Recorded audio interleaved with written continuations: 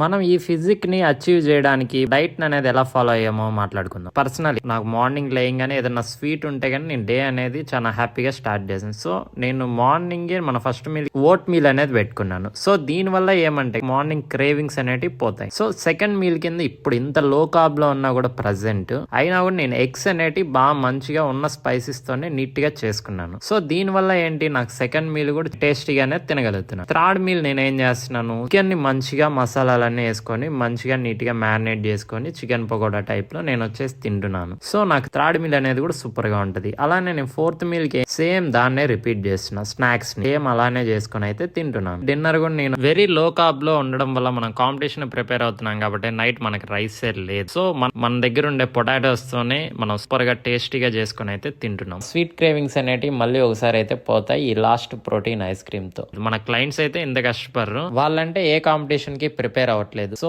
మీరు కానీ ఈ విధంగా మంచి ట్రాన్స్ఫార్మ్ అవ్వాలి అనుకుంటే మన క్లయింట్స్ లాగా వెంటనే మనకి డిఎం అయితే చేయండి. ఈ రోజుకి అయితే ఇంతే గైస్. మీరు ఇంకా మన అకౌంట్ ఫాలో కూడా త్వరగా ఫాలో అయితే కొట్టేయండి. మన ప్రెప్ సిరీస్ ని అయితే ఎంకరేజ్ చేయండి. Okay guys, bye.